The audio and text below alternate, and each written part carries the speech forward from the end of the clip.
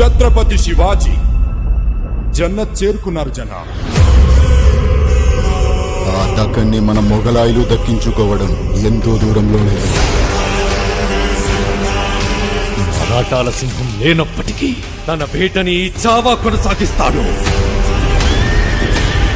మరాఠా సామ్రాజ్యానికి వ్యతిరేకంగా ఎప్పుడు ఆలోచించినా చీల్చి చెండాడుతాను.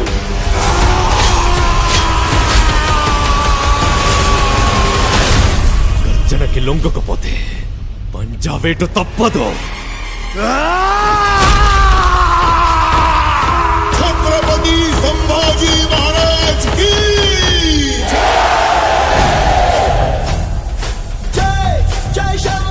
ఈ యుద్ధం స్వరాజ్య సాధన కోసం చేసే యజ్ఞం. ఆ మహాదేవుని సాక్షిగా ప్రతి పౌరుడి సంరక్షణే మన లక్ష్యం. స్వరాజ్య స్థాపన సాక్షాత్ ఈశ్వరేచ్ఛ.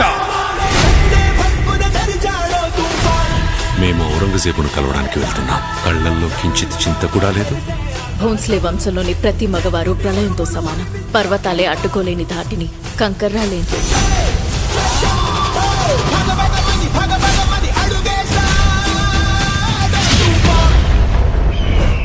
చిన్న పెద్ద చూడకుండా అయిన వాళ్ళ శవాలని తొక్కుకుంటూ ఈ కిరీటాన్ని అందుకున్నాను. మేము మళ్ళీ ఈ కిరీటాన్ని ఆ పొగరుబోతు సంబా చావు కేకని హిందుస్థాన్ మొత్తం విన్నాకి ధరిస్తాను.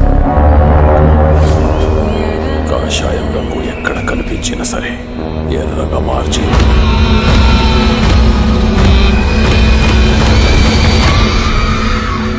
సమయం ఆసన్నమైంది.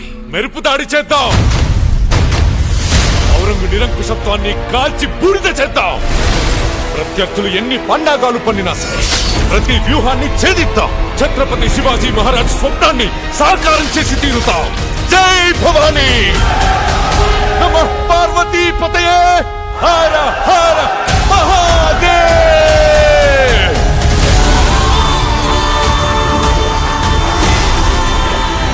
సమగ్ర మరాఠా సామ్రాజ్యంతో పాటు నేను కూడా ఎదురు చూస్తుంది ఈ రోజు కోసమే. మీ నమ్మకం మాకు తోడుంటే యుద్ధం కూడా ఉత్సవమే.